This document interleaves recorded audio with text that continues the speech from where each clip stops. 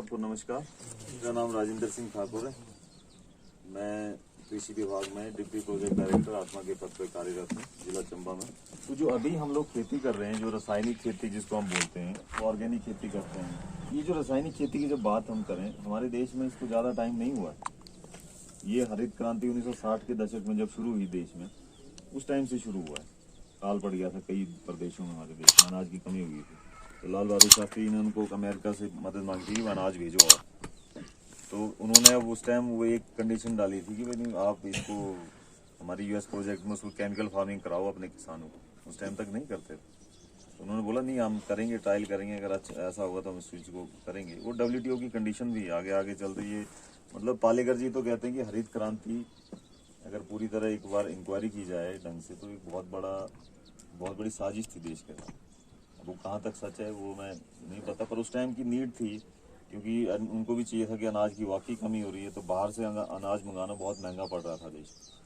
तो उन्होंने क्या किया बाहर से कि भाई बीज जो बाहर के जो विदेशी बीज है उनकी पैदावार बहुत ज़्यादा होती है, हमारे जो बीज है उनकी पैदावार इतनी नहीं होती। तो हमने अपने बीजों की पैदावार बढ़ाने की बजाय जो है बाहर के बीज मंगाना ज़्यादा आसान समझा। वो बीज थे उसके गेहूं के और धान के, सिर्फ 2 फसलों के बीज आए। कौनी किस्म का गेहूं होता था, आप लोग पुराने लोग हैं उनको पता होगा, कोई अमेरिकन गेहूं बोलते थे जिस तरह का, है ना, धान। अच्छा, उनकी एक दिक्कत थी कि उनकी पैदावार तो बहुत ज़्यादा थी हमारे बीजों से, लेकिन वो पैदावार तब देते थे जब उसमें खाद पड़ती थी। जब विदेश से जब बीज आए तो साथ में खाद भी आई।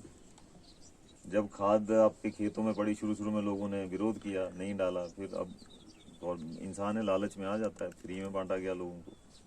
बोला देखो इस खेत में डाला, हफ्ते बाद दिखाया कितना हरा हो गया देखो, है ना। तो पैदावार इससे एकदम बढ़ गई लोगों की, उसको कन्विंस हो गए लोग भाई वाकई ये। तो धीरे धीरे, पर आज भी कई लाख लोग ऐसे हमारे देश में जिन्होंने उस हरित क्रांति के दौर से अभी तक एक बार भी खाद नहीं डाली, है ना। वो क्यों नहीं डाली? क्योंकि ऐसा है कि उनको उसका ज्ञान था, उनको नॉलेज थी।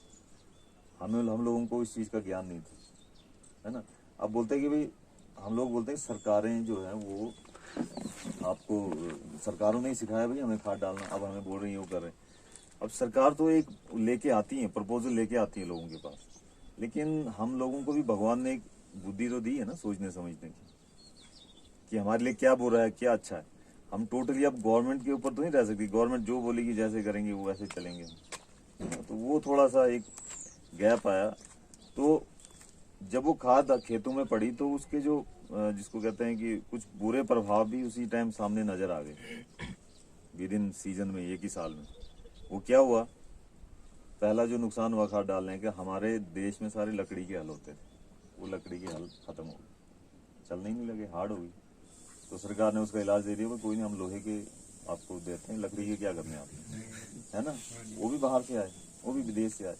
तो सोचो एक हिंदुस्तान कितनी बड़ी एक मार्केट थी। जब खाद पड़ी खेतों में तो कीड़ों का प्रकोप, बीमारियों का प्रकोप भी बढ़ गया। फिर उन कीड़ों को मारने के लिए जहर वो भी विदेश से लाया गया, है ना। तो एक हिंदुस्तान एक इतनी बड़ी मार्केट थी पश्चिम के लोगों के लिए। आज देखो पश्चिम की पेस्टिसाइड की छोटी छोटी कंपनियां, बायर जैसी कंपनियां हैं, उनका टर्नओवर ये कि वो छोटे मोटे 2-4 देश खरीद सकते हैं, इतना टर्नओवर है उनका। उनका जो एनुअल बजट है वो, मतलब कई देशों का जो एनुअल पूरा बजट बनता है साल का, उनको उनका उससे मतलब एक प्रॉफिट है एक तरह का उतना।